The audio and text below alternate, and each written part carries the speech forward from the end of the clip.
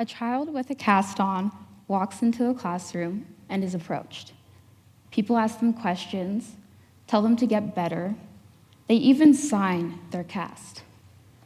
A child that walks into a classroom with a different kind of pain, but one that is just as important, is overlooked due to fear and lack of understanding.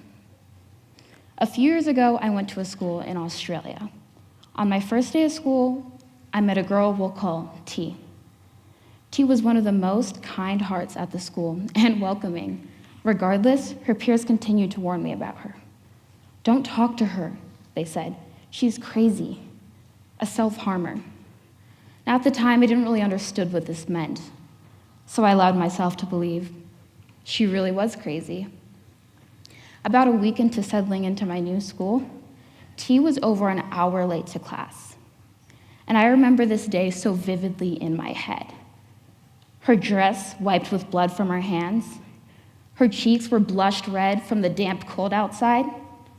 And as I looked down at her feet, her ankles were bleeding. I asked her what had happened. She said she fell off her bike. But to me, that wasn't a believable story. If she had fallen off her bike, I expected her elbows to be scraped, maybe her knees bleeding, but not her medial ankles, not in parallel lines. Everyone in the class knew what this was, yet we chose to ignore it. Even the teacher acted like this was a nuisance. His first reaction when T entered the classroom was, "You're late. Go get cleaned up in the nurse's office." I was shocked, and I noticed that T felt ashamed of her pain to the point that she lied about hurting herself.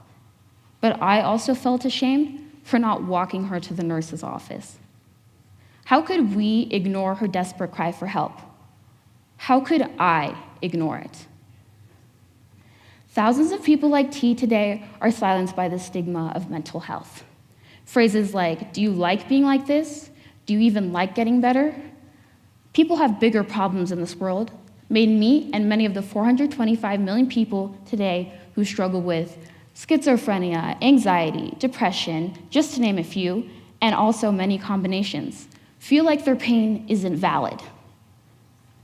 Now, these misconceptions can happen because, in many cases, emotional pain can be a little more complex than physical pain.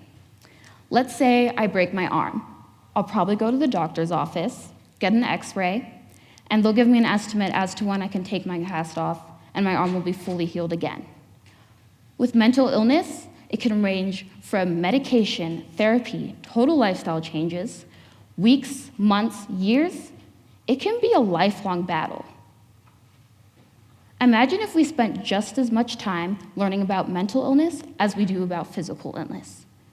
We would know how to approach situations like T's and how to help from the outside looking in, even self-help. I had to get to the point to tell myself, pain doesn't have a filter. It shouldn't have a filter.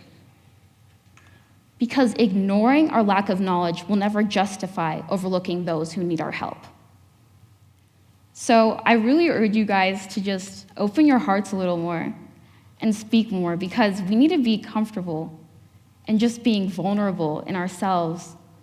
And people with mental illness don't always fit the stereotype. Sometimes they look just like me.